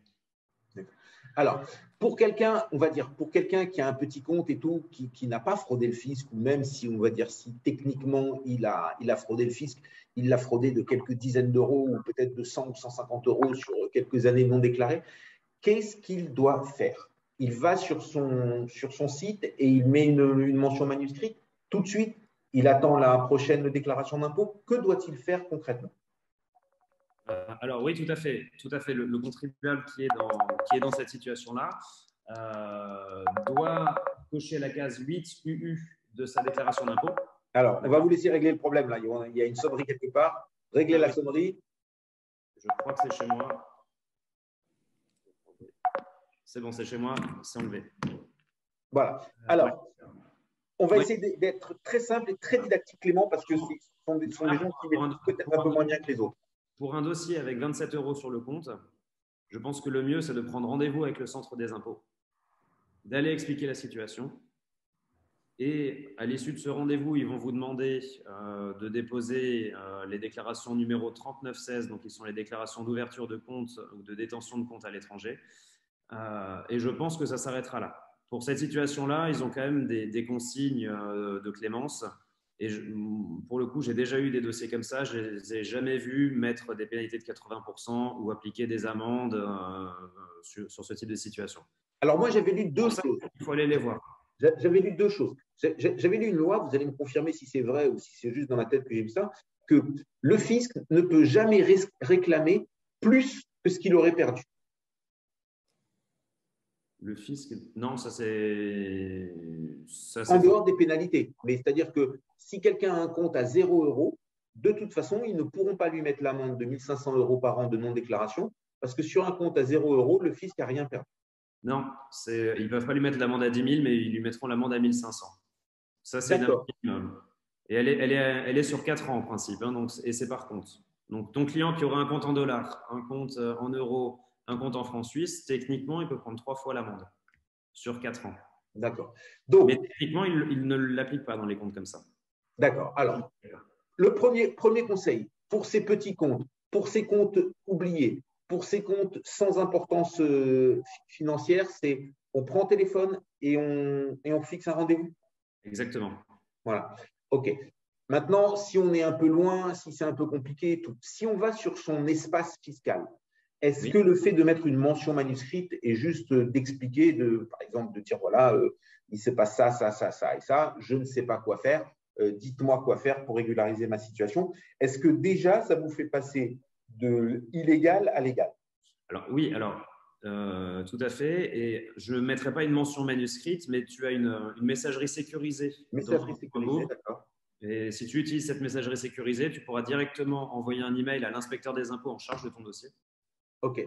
Ce qui équivaut pour moi à un rendez-vous physique. Hein. C'est juste que humainement, je préfère le rendez-vous physique. C'est sûr que ça passe souvent beaucoup mieux, mais un email fait parfaitement l'affaire sur l'espace ImpôGouv.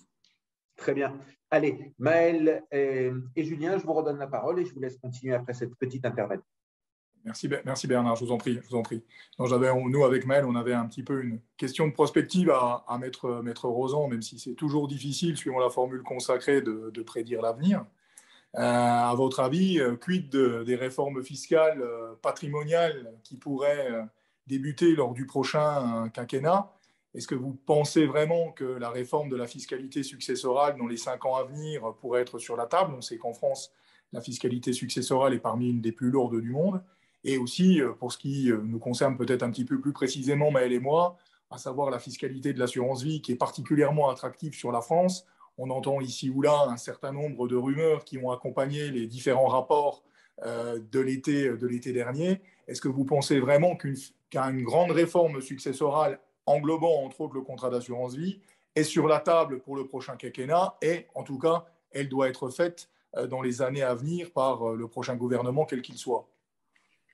Alors, oui, c'est une excellente question. J'ai envie de vous dire, tout dépend de qui gagnera les élections. Si c'est côté les Républicains, on est plutôt sur un discours, en tout cas sur un allègement des droits de succession. Je n'ai jamais entendu un candidat républicain critiquer le régime de l'assurance vie.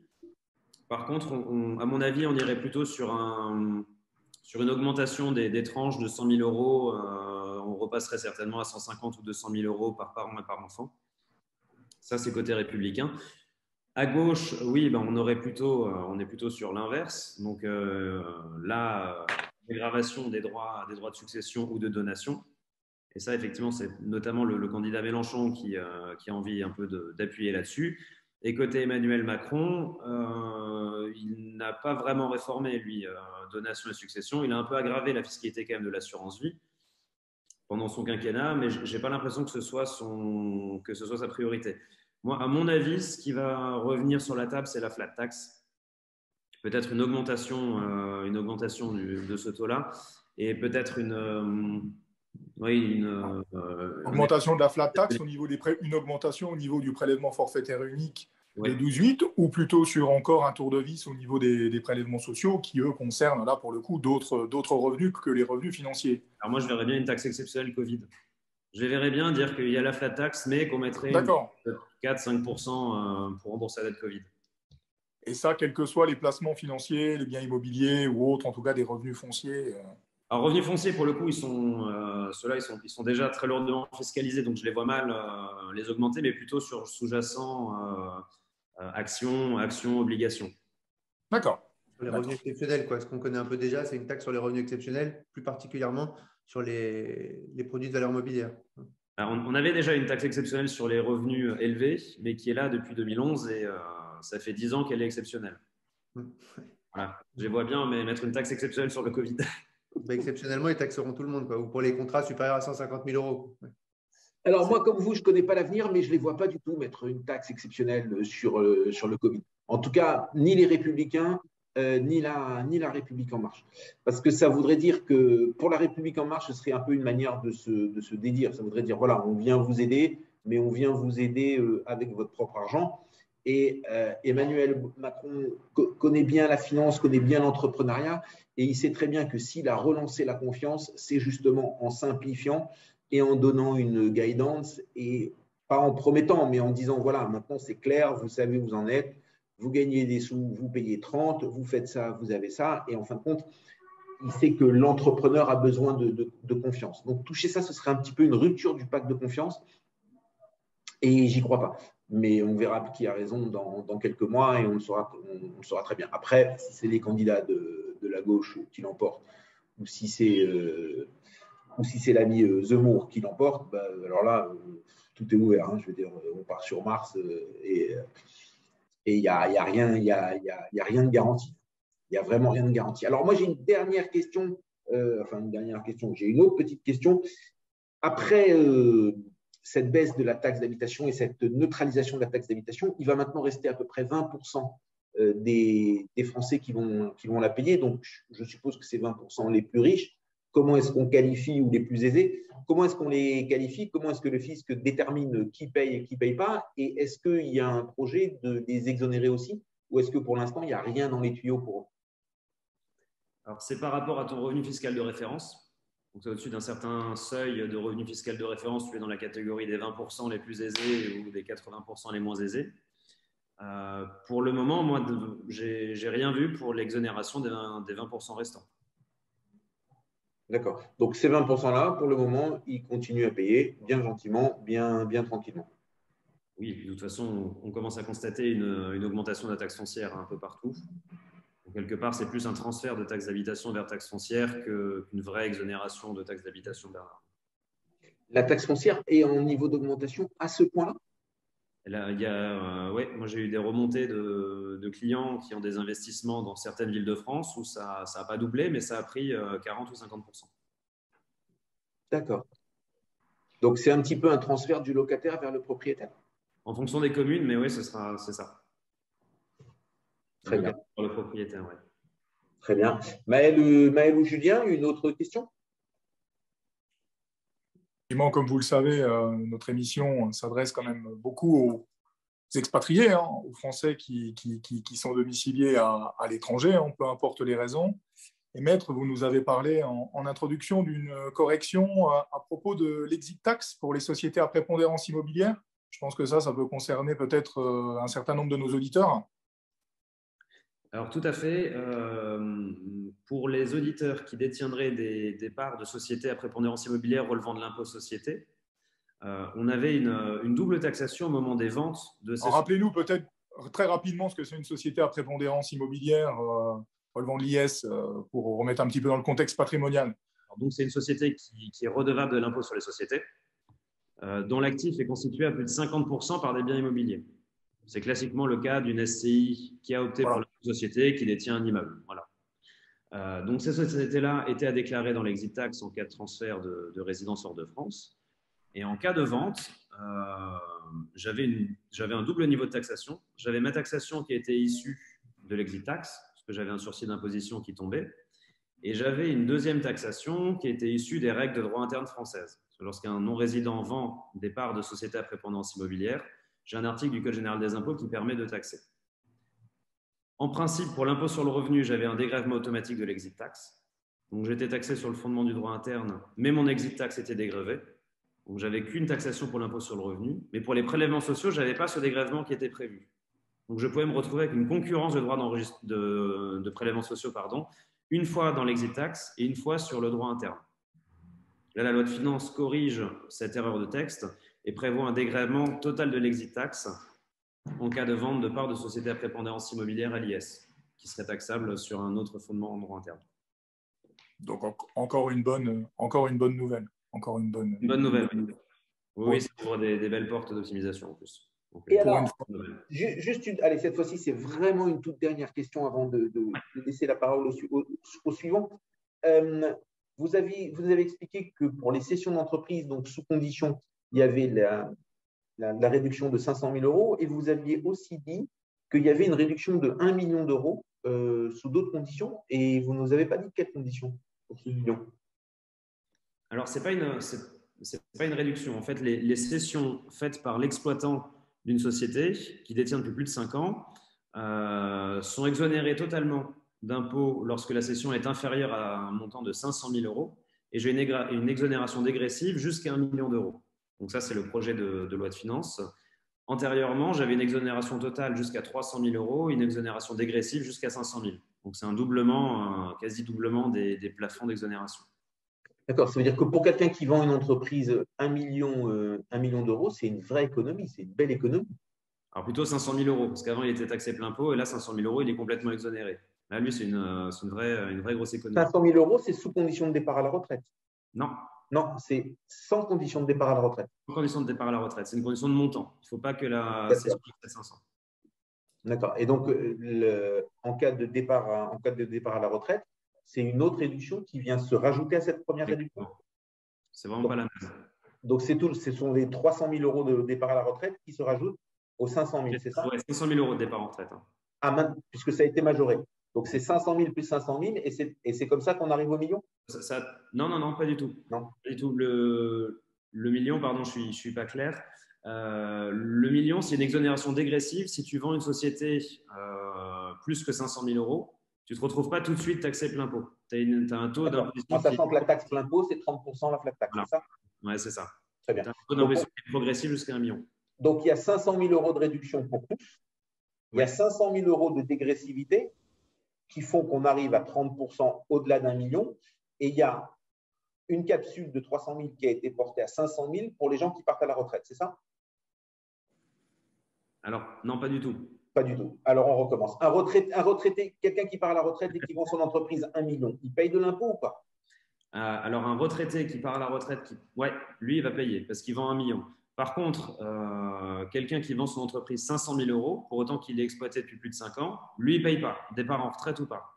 D'accord. Et alors, comment est-ce que va s'exercer le gain du départ à la retraite?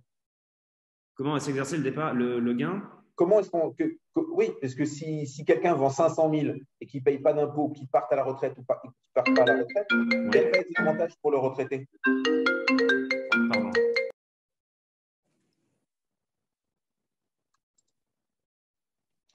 Réactivez votre micro, Clément. Pardon, il y a mon micro qui s'était coupé tout seul. Voilà. C'est bon. Oui, Bernard? Alors, je vends 500 000, je pars à la retraite, je ne paye pas d'impôt. Oui. Si je vends 700 000 et qu'en plus je suis retraité, je paye de l'impôt ou je ne paye pas de l'impôt? Si, tu payes de l'impôt. Alors, ce que je n'arrive pas à comprendre, c'est comment se met en place l'avantage du retraité. Alors, le premier truc à comprendre, c'est que ton abattement de 500 000 euros pour les retraités, il vaut que pour l'impôt sur le revenu, pas pour les prélèvements sociaux. D'accord. Un retraité qui vendrait sa société 500 000 euros, il va payer 17,2 de CSG. D'accord. Il va payer 0. Hein. Ça, c'est le premier point. Par contre, si tu remplis les conditions de l'autre texte, où on te dit que tu as exploité pendant plus de 5 ans et que tu étais dirigeant et que tu vends 500 000 euros, là, tu as 0 impôt. Parce que ce texte-là, il vaut pour l'impôt sur le revenu et pour les prélèvements sociaux. D'accord. Ce qui veut dire qu'il y a une fusion des deux. C'est-à-dire qu'un retraité, il est totalement exonéré jusqu'à 500 000 s'il rentre dans les cadres de la loi. Et s'il ne rentre pas dans le cadre de cette loi-là, des 5 ans et tout, il va être partiellement exonéré jusqu'à 500 000. Voilà, exactement. Mais on est toujours sur les 500 premiers 1000. Il n'y a pas de cumul. C'est ça. Donc, c'est 500 000 partiellement ou totalement exonérés ou pas. C'est ça. Si on remplit aucun des deux critères, le micro s'est coupé, il faut réactiver votre micro. 500 000 tout de suite si tu payes. Alors, si on remplit aucun des deux critères, c'est-à-dire qu'on n'est pas sur les… Éteignez ce téléphone, c'est insupportable. Voilà. Alors, si on n'est pas dans les critères, on peut ne pas être exonéré du tout. Exactement. Et dans ce cas-là, c'est la dégressivité qui va jouer de 0 à 1 million, c'est ça? Si tu remplis aucun des critères, tu es à 30% dès le premier euro de plus-value. Ah, même la dégressivité ne va pas jouer. Exactement. D'accord. OK. Donc, c'est exonération totale possible jusqu'à 500 000, exonération de l'impôt et pas de la CSG jusqu'à 500 000, et dégressivité entre 500 et 1 million, suivant certaines choses. Et ce n'est pas appliqué à tous. Il y a des gens qui peuvent avoir à payer 30% dès le premier euro. C'est la fiscalité française. C'est ça? Oui, c'est ça. Eh bien, on a fini par comprendre. Eh bien, on vous remercie. On vous souhaite une excellente soirée et on vous dit à très bientôt. À bientôt. Voilà. Et c'est maintenant à Meir Ben Amram et Jacques Cadena de Sunny AM de nous faire un duo sur les obligations et les actions. Bonsoir Meir, bonsoir Jacques. Meir et Jacques, il faut réactiver votre micro. Alors, Meir, c'est fait. Bonsoir Bernard. Voilà, bonsoir. Et Jacques, il faut que vous réactiviez votre micro. Jacques, c'est fait aussi. Bonsoir Jacques. Bonsoir. Voilà. Alors, c'est quelque chose d'un petit peu nouveau. Meir et Jacques travaillent tous les deux chez Sunny Asset Management, une société de gestion qu'on a déjà eu le plaisir d'inviter. Meir est beaucoup plus spécialisé dans les actions, si je ne dis pas de bêtises, et Jacques beaucoup plus spécialisé dans les obligations. Et on a eu l'idée de faire un petit peu un duo et de voir un petit peu comment s'était passé l'année et qu'est-ce que vous pensiez de la suite et comment allaient se passer les choses et comment vous voyez un petit peu votre métier. On va laisser la priorité à Jacques. Bien, alors comment s'est passée l'année sur l'obligataire? Je vais dire qu'elle s'est passée en 2 temps. La première partie de l'année, on l'a vu, les marchés étaient toujours dans une dynamique positive. Donc, ce que l'on a vu, c'est en grande partie des spreads de crédit, c'est-à-dire des primes de risque sur les obligations qui se sont contractées. Et donc, cet optimisme a duré grosso modo jusqu'à la fin du mai-juin. Et ensuite, on a vu émerger de plus en plus la problématique que l'on avait juste avant le dernier variant, c'est-à-dire une problématique inflationniste et une problématique de réaction des banques centrales.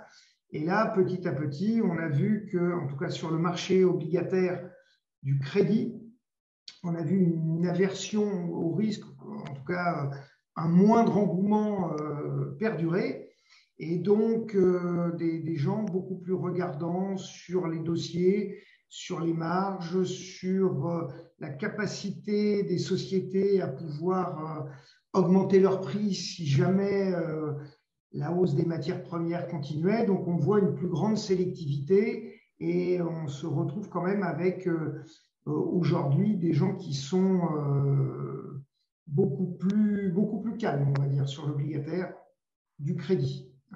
Et cette année a été marquée également par une volatilité extrêmement faible de ce marché, puisque si on prend une moyenne de 20 ans en termes de volatilité, sur ce que j'avais lu, je crois qu'on était à 20% de cette volatilité moyenne. Donc, un marché qui, depuis 4, 5, 6 mois, bouge très peu, réagit beaucoup moins que les emprunts d'État, puisqu'on a vu que les emprunts d'État sont très sensibles à toute anticipation de hausse des taux courts, donc une extrapolation sur les taux longs. Sur le marché du crédit, c'est beaucoup plus calme pour le moment. Et la journée de vendredi, vous avez senti un choc, vous aussi, sur les obligations? Alors, 2 choses. Vous avez dans les obligations… Alors, sur les obligations d'État, oui, les taux ont rebaissé, le fameux flight to quality, et puis au-delà de ça, si jamais ce variant devait être plus costaud que ce qu'on pouvait penser, il y a toujours pareil, un raisonnement qui est de dire bon, moins de croissance, donc les taux vont baisser. Ça, c'est la première chose. Ensuite, au niveau des obligations privées, vendredi, il y a eu 2 types d'outils, c'est-à-dire que vous avez les obligations extrêmement liquides, comme les hybrides corporate ou ce qu'on appelle les AT1, les bancaires. Là, ce sont des titres très liquides où il n'y a pas de risque de faillite. Donc là, si vous voulez, ces obligations-là ont baissé avec le marché. Par contre, les obligations privées à faible encours, souvent, ces marchés réagissent de manière décalée. Pourquoi? Parce que les encours sont plus petits, il n'y a pas forcément d'instruments de couverture sur ces noms-là. Et donc, si vous voulez, les gens qui ont des obligations qui rapportent du 4 ou du 5, avant de les vendre, ils vont regarder d'un peu plus près ce qui se passe. Pourquoi? Parce que si vous les vendez, après, il faut les retrouver au même prix et c'est plus compliqué parce qu'il y a une moindre liquidité. Donc, on a eu des phénomènes assez classiques, des obligations très liquides qui réagissent tout de suite, qui se calent un peu, parce que les phénomènes sont bien connus. Vous prenez des indices actions baissent. Donc, si les actions baissent, les CDS, il y a de l'achat de CDS, donc derrière, les spreads de crédit s'écartent. Et ça, vous ne pouvez le faire que sur des noms qui possèdent des CDS. Sur les noms moins connus, si ça doit décaler, ça décalera plus dans le temps. D'accord. Allez, Meïr, c'est à vous. Côté action, comment ça se passe? Bon, globalement, côté action, l'année s'est plutôt bien passée en termes de performance pour les deux fonds qu'on gère, c'est-à-dire Stony Manager qui investit plutôt sur les toutes petites sociétés françaises cotées et Stony Recovery qui investit essentiellement que sur les sociétés en retournement. Maintenant, la partie marché-action était plutôt relativement turbulente pendant toute l'année puisqu'on a eu tous les sujets liés à l'inflation qui ont engendré une certaine volatilité, une certaine crainte.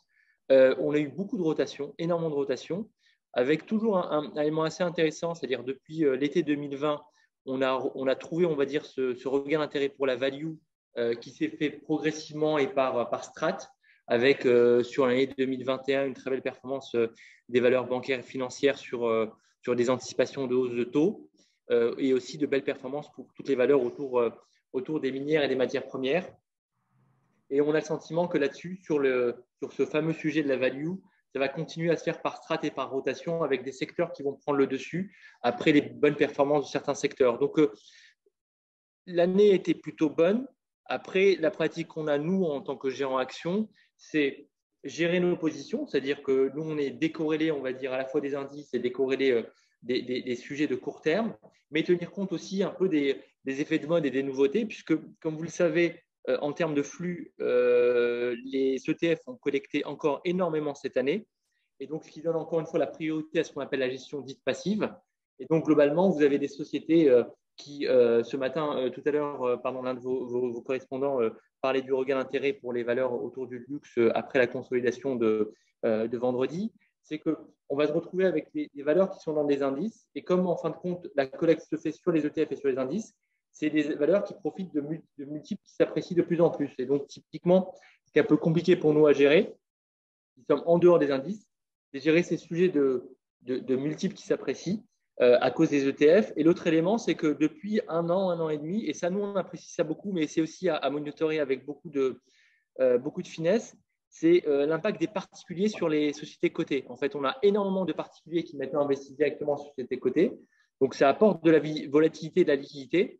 Sauf qu'un particulier va plutôt s'intéresser au news flow versus éventuellement la valorisation intrinsèque des entreprises. Donc, en fait, quand une entreprise va bien et annonce des nouvelles positives, le titre monte. Si une entreprise a éventuellement un trimestre un peu compliqué, eh bien, à l'inverse, les particuliers vont avoir tendance peut-être à revendre le titre en se déconnectant, on va dire, des sujets de valorisation. Donc, c'est des éléments que nous, dont on doit tenir compte pour gérer au mieux, on va dire, la performance des deux fonds qu'on gère. Voilà. Alors, on va s'intéresser au second fonds qui est le fonds en retournement. Donc, je vais d'abord vous poser une question sur le passé.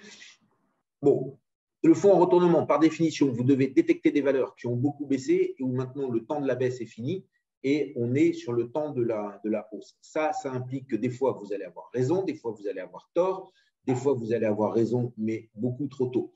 Alors, pour essayer un petit peu d'animer ça, allez, une société où vous avez vraiment eu raison en 2021 et vous avez vraiment compris, une société où vous n'avez pas compris, mais vous vous dites que le temps va venir et que vous étiez un peu en avance sur les autres.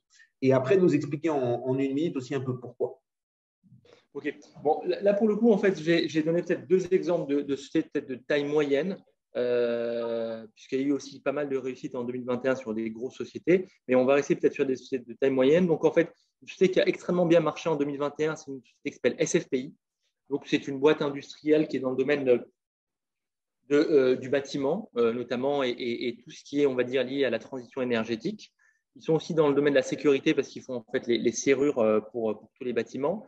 Et ils sont aussi dans le traitement de l'air. Ils font des machines qui permettent, on va dire, d'améliorer le bien-être dans les entreprises et notamment dans les sous-sols des parkings, dans les scieries, etc., etc. Donc, on va dire qu'ils sont dans des équipements qui sont des sujets long terme et qui aussi profitent, on va dire, à la fois de la transition énergétique, à la fois d'une économie éco-responsable, etc., etc. Donc, sur ce dossier-là, qu'on avait acheté sur des niveaux de prix extrêmement bas, évidemment, en dessous de la valorisation des fonds propres, on a une performance qui est de plus de 100% depuis l'année 2021. Donc ça, c'est plutôt une sorte de success story, mais qu'on tient toujours en portefeuille parce qu'on considère que le potentiel d'appréciation est toujours devant nous. Et du côté des… Alors, je n'avais pas des déceptions, mais des dossiers qui n'ont pas encore transmis leur potentiel. C'est l'une de nos premières convictions aussi qu'on a mis en place lorsqu'on a lancé le fonds Recovery. C'est une société qui s'appelle Villemorin, dans le domaine des semences. Donc, on est sur une performance d'à peu près 10% depuis qu'on a acheté cette position-là en début d'année.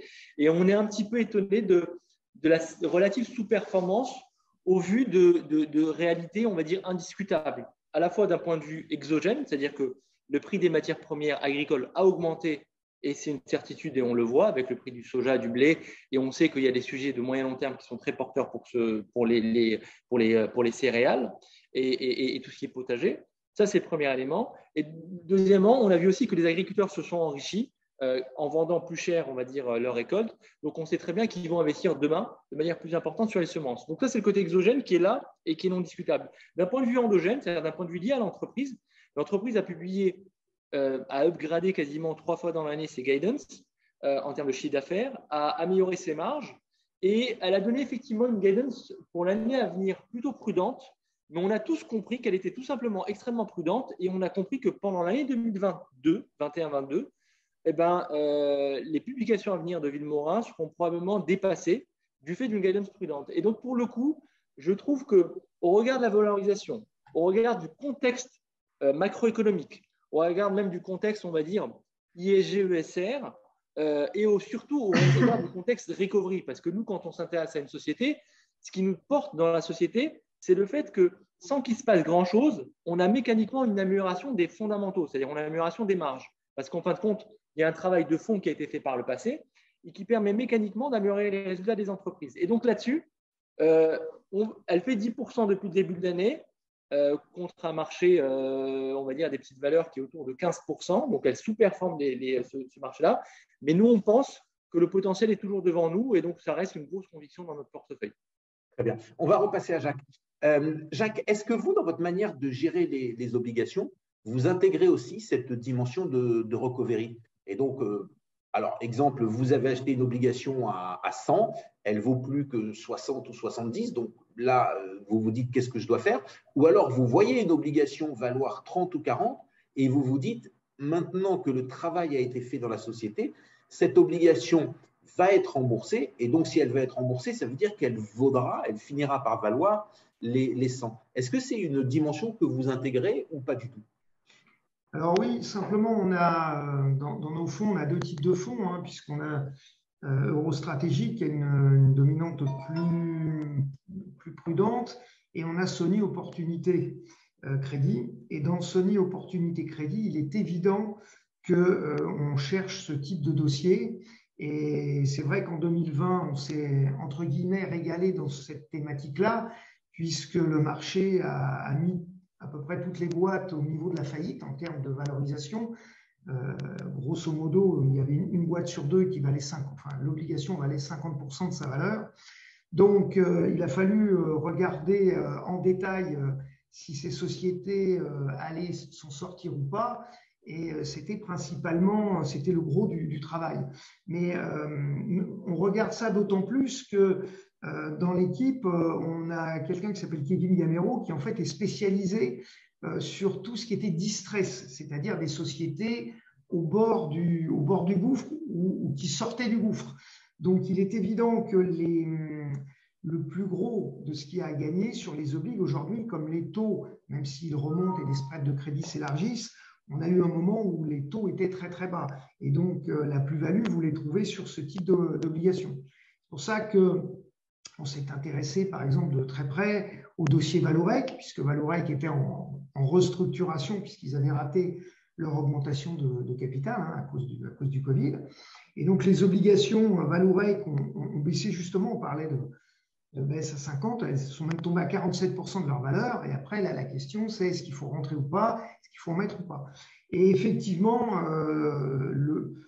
notamment sur crédit opportunité, je ne veux pas dire que c'est l'unique biais du fonds, mais quand il y a des situations très spéciales à jouer, où on est au début du cycle de retournement, oui, ce produit est totalement adapté à ça. Sur Euro Stratégique, on va attendre de voir si ça commence à bien se passer. Parce qu'en termes de risque, le calibrage n'est pas le même. Les souscripteurs de l'un ne sont pas forcément les souscripteurs de l'autre. Et ces dossiers sont également beaucoup plus volatiles. Et donc, là encore, on essaye de minorer la volatilité dans l'euro stratégique, alors que euro opportunité, on tolère plus de volatilité, mais en contrepartie, on va chercher plus de performance. Oui, donc, c'est un axe que l'on regarde. Ouais. Alors, Euro Stratégique, là, on approche de la fin de l'année. C'est un fonds qui va faire combien? À combien il est aujourd'hui? Là, avec la baisse de vendredi, on se balade à 1,90 ou autour de 1,90, 1,95. Donc, on voit qu'on résiste quand même pas mal dans la mesure où c'est un fonds qui n'est pas un fonds typé à yield. Dedans, il y a quand même aujourd'hui beaucoup d'investment grade, certes du cours. Et euro crédit opportunité, à l'instant où je vous parle, on est à 3,90. Alors, pour vous donner un peu les métriques, si on prend l'e-box à yield, en perf, il est à 2,45. Mais si vous avez un e-box corporate avec tout dedans, de l'investment grade au sens large, vous êtes à moins 1,25. Donc, on voit que cette année, effectivement, on a des perfs qui, par rapport aux indices, se comparent très favorablement. Pourquoi ? Parce qu'en début d'année, le premier semestre, on était encore très, très agressif dans la mesure où on pensait que les spreads de crédit pouvaient se resserrer. Et ensuite, depuis, on va dire fin juin, début juillet, on a fait deux choses sur l'ensemble des portefeuilles. La première, c'est qu'effectivement, la problématique de l'inflation et de la réaction des banques centrales, notamment aux États-Unis, avec probablement un retard, c'est-à-dire qu'elles nous ont toutes dit, oui, cette inflation va être temporaire. On s'aperçoit qu'elle risque de durer plus longtemps avec des risques d'enchaînement prix-salaire. Donc, on avait réduit fortement la duration de tous nos fonds, puisque grosso modo, on a des sensibilités inférieures à 2. Ça, c'est le premier point. Et la deuxième chose, dans tous nos fonds, on est monté en rating parce qu'à partir du moment où on considère que le marché va être moins bon, beaucoup plus volatile, et surtout, à un moment, toutes les bonnes nouvelles, c'est-à-dire tous les dossiers dont on parlait tout à l'heure, de recovery, tous les dossiers à forte valeur ajoutée étaient joués à notre avis. Le fait de prendre des risques rapportait très peu par rapport au fait d'en prendre moins.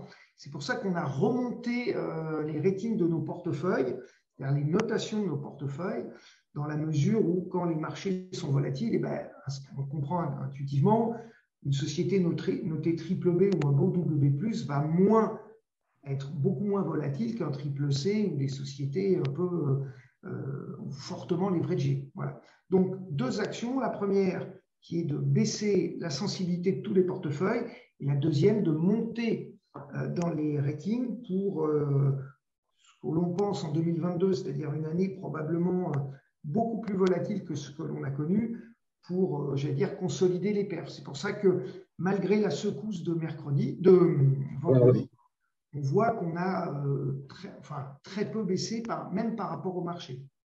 Très bien. OK. Allez, on va repasser à Meir. Il est malheureusement temps de nous quitter. Donc, Meir, on va vous laisser le mot de la conclusion un petit peu. Donc, un peu comme vous voulez, sur de la recovery, sur les petites valeurs, sur ce qui s'est passé vendredi, sur 2022, doit-on se méfier ou pas du tout?